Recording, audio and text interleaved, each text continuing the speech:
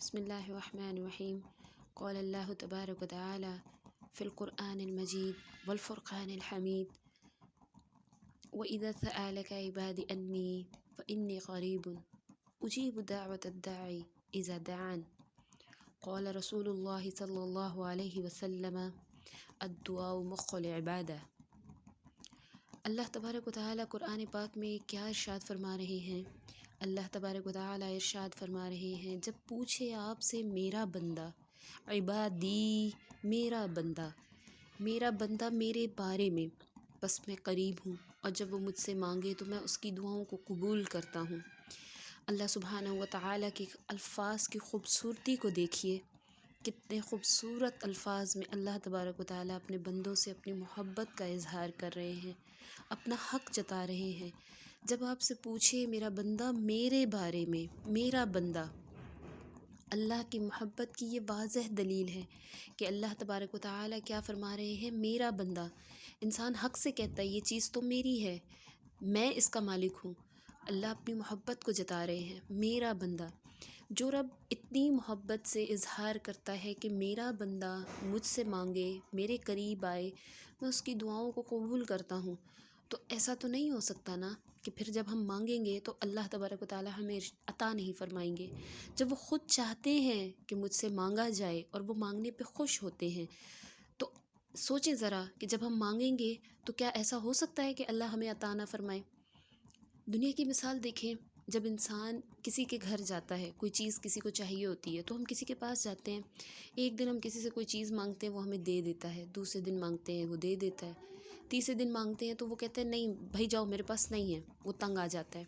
اور اللہ تبارک و تعالیٰ کی شان کیسی ہے، وہ کیسی بے نیاز ذات ہے، وہ چاہتے ہیں کہ میرا بندہ مجھ سے مانگے، وہ پکار رہے ہیں آؤ مجھ سے مانگو۔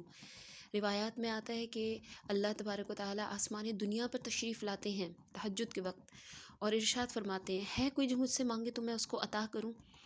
تو اس رب کی شان ایسی ہے، اس رب کی شان ایسی ہے کہ وہ رب اپنے مانگنے والوں سے محبت کرتا ہے، اپنے مانگنے والوں کو دیتا ہے۔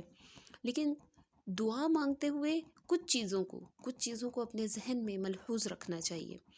رسول اللہ صلی اللہ علیہ وسلم کی حدیث پاک ہے، الدعاء مخ العبادہ۔ جیسے ہر چیز کا ایک مغز ہوتا ہے، اور مغز نہیں ہے تو اس چیز کی کوئی وجود نہیں ہے، اس چیز کی کوئی حیثیت نہیں ہے، ایسے ہی عبادات کا ایک مغز ہے، اور وہ کیا ہے؟ وہ دعا ہے، اور دعا ہمیں اللہ کے قریب کرتی ہے۔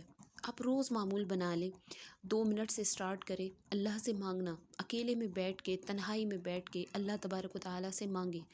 جو آپ کے دل میں دکھ ہے، غم ہے، اس کا اظہار آپ اللہ کے سامنے کریں، لوگوں کے رویوں کا اظہار آپ اللہ کے سامنے کریں، اپنی بے بسی کا اظہار آپ اللہ کے سامنے کریں۔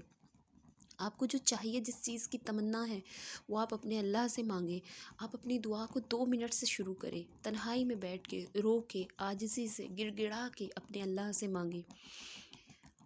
آپ کی یہ دعا 2 منٹ سے سٹارٹ ہو، اور آپ یہ دیکھیں کہ آپ کو اتنا لطف آنے لگے گا، آپ اللہ سے باتیں کرنے میں اتنے مگن ہو جائیں گے کہ آپ کو پتہ بھی نہیں چلے گا، اور آپ اپنے اللہ سے گھنٹہ 2 گھنٹے باتیں کریں گے اور اللہ سے مانگیں گے۔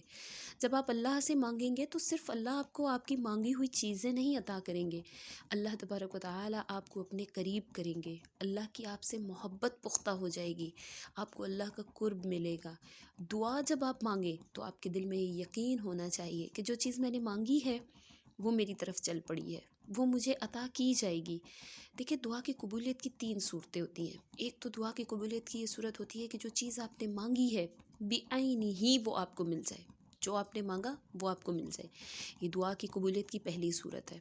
دوسری صورت یہ ہے کہ وہ دعا آپ کی قبول نہیں ہوتی، لیکن اس دعا کے صلے میں آپ نے جو دعا مانگی ہوتی ہے، اس کے صلے میں آپ پہ جو آنے والی مصیبت ہے وہ ٹال دی جاتی ہے۔ یہ دعا کی دوسری صورت ہوتی ہے۔ ہمیں نہیں معلوم ہوتا ہم پہ جو مسائل، پریشانیاں جو آ رہے ہیں وہ ہم سے ٹال دیے جاتے ہیں، روک دیے جاتے ہیں، وہ اس دعا کی قبولیت کی دوسری صورت ہے۔ اور تیسری صورت دعا کے قبول ہونے کی یہ ہے کہ وہ دعائیں ہماری آخرت میں ذخیرہ ہو رہی ہیں۔ لیکن جب ہم مانگیں تو ہمارا گمان یہ ہونا چاہیے جو ہم نے مانگا ہے وہ ہمیں اللہ تبارک و تعالیٰ عطا فرما رہے ہیں، وہ ہماری طرف چل پڑا ہے۔ اور دیکھیں اللہ تبارک و تعالیٰ کیا ارشاد فرماتے ہیں کہ میں اپنے بندے کے ساتھ اس کے گمان کے مطابق معاملہ کرتا ہوں۔ اگر وہ حسن ظن رکھتا ہے تو میں معاملہ بھی اچھا کرتا ہوں، اور اگر وہ میرے بارے میں حسن ظن نہیں رکھتا، جیسا اس کا گمان ہے ویسا میرا معاملہ ہوگا۔ اللہ تبارک و تعالیٰ سے اچھا ظن رکھیں، اچھا گمان رکھیں، اللہ سے دل کھول کے مانگیں۔ وہ بے نیاز ہے، وہ بادشاہ ہے، وہ زمین و آسمان کا مالک ہے، اس کے لیے کچھ بھی بعید نہیں، اس کے لیے کچھ بھی مشکل نہیں۔ وہ عطا کرنے پہ آئے، وہ اپنے خزانوں کے منہ کھول دے، وہ لاتعداد بے شمار ہر وقت ہر پل عطا کرتا رہے، اس کے خزانوں میں کوئی کمی نہیں آئے گی۔ بس ہمارا یقین کمزور ہوتا ہے، دعا کی قبولیت کی کچھ صورتیں ہوتی ہیں جس کی وجہ سے فی الفور نہیں ملتی اور ہم شکایتیں شروع کرتے۔ کبھی بھی اللہ سے شکوہ مت کریں، کبھی بھی شکوہ نہ کریں، بس مانگتے رہیں، مانگتے رہیں۔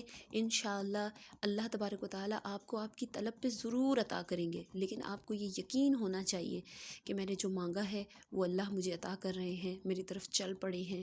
وہ چیزیں جو میں نے اللہ سے مانگی تھیں وہ میری طرف چل پڑی ہیں، اللہ کی رحمتیں، برکتیں، اور میں اللہ کے قریب ہو گیا ہوں۔ میں اللہ سے جو میں نے جھولی پہلا کے مانگا ہے، تو میں جب اس در کا فقیر بنا ہوں تو اس اللہ نے مجھے اپنے قریب کر لیا ہے۔